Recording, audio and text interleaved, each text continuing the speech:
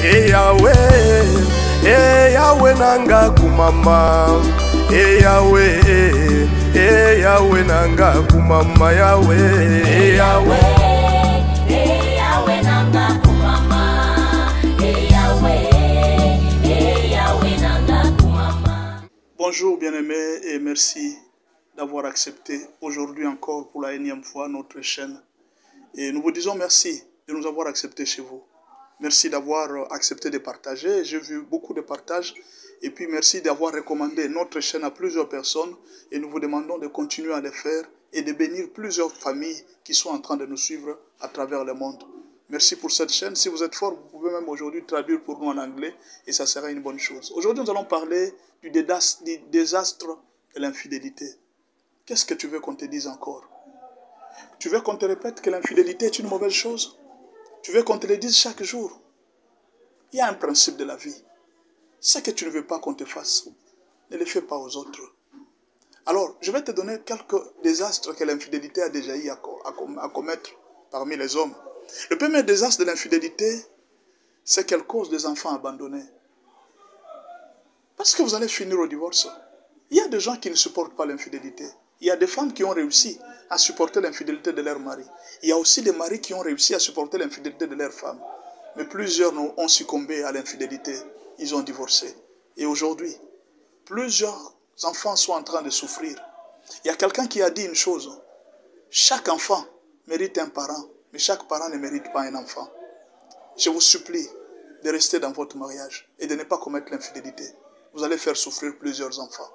Beaucoup d'enfants sont en train de souffrir à cause des actes que nous, parents, nous sommes en train de faire. Et parmi ces actes, il y a l'infidélité. Arrêtez, s'il vous plaît.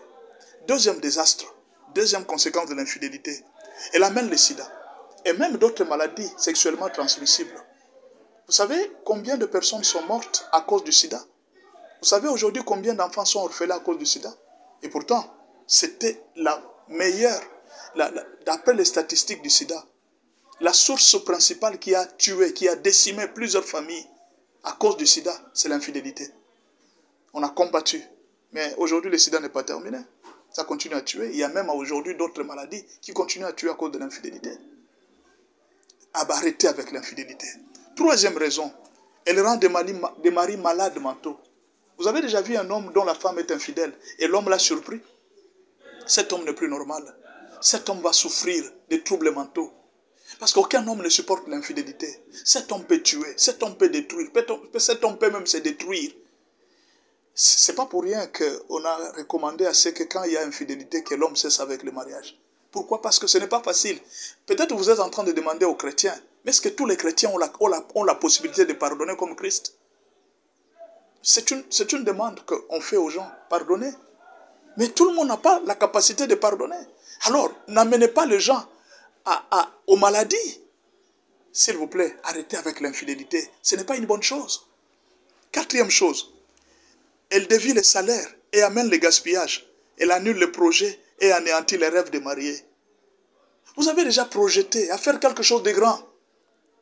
Mais subitement, parce qu'il y a l'autre du dehors qui demande aussi beaucoup, vous avez dévié votre projet. Vous lui avez donné l'argent que vous devrez construire la vie de vos enfants. Les salaires sont déviés à cause de l'infidélité. Nous vous supplions de ne pas commettre l'infidélité. Ce n'est pas une bonne chose. Sixième raison, elle fait payer aux enfants les péchés de leurs parents. Est-ce que vous savez que certains enfants, certaines filles sont en train de souffrir? Quelqu'un dit seulement, comme son père avait fait ça, ses enfants aussi souffriront.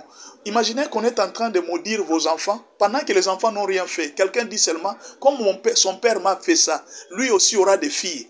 Les filles aussi subiront la même chose. On maudit vos enfants alors que les enfants n'ont rien fait à cause de vos actes. Ne faites pas payer à vos enfants ce que vous avez fait. À cause de l'infidélité, à cause de ce que les hommes ont fait souffrir leurs parents, les enfants d'autrui. Aujourd'hui, leurs enfants sont aussi en train de souffrir. Septième raison, elle t'éloigne de Dieu, car tu suis les lits conjugales. Vous savez, l'infidélité coupe la communion entre le marié et Dieu. Que les lits conjugales soient exempts de toute souillure. Que les mariages soient honorés de tous. 8. Elle divise les sociétés, les familles et même les églises. Jamais un frère ne peut accepter qu'un autre.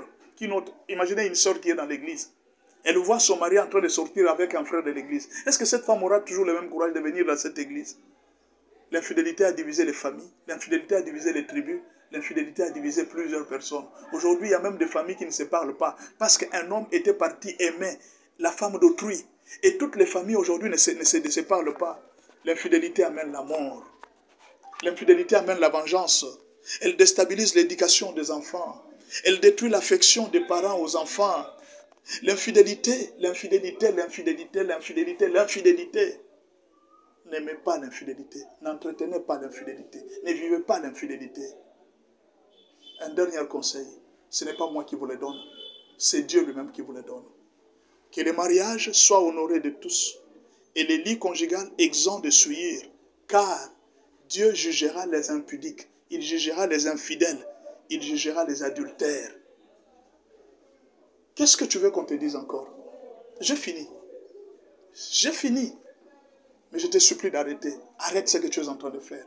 Tu fais mal à plusieurs personnes. L'infidélité n'est pas une bonne chose. Soyez bénis au nom de Jésus-Christ de Nazareth. Merci de nous avoir suivis. Pour d'autres conseils, continuez à aimer notre chaîne. Continuez à aimer la vidéo. Continuez à partager la vidéo. Continuez toujours à vous abonner et à faire abonner les gens à cette chaîne. Et vous aurez toujours encore plus de bénédictions. Soyez bénis au nom de Jésus-Christ et à la prochaine vidéo. Merci beaucoup.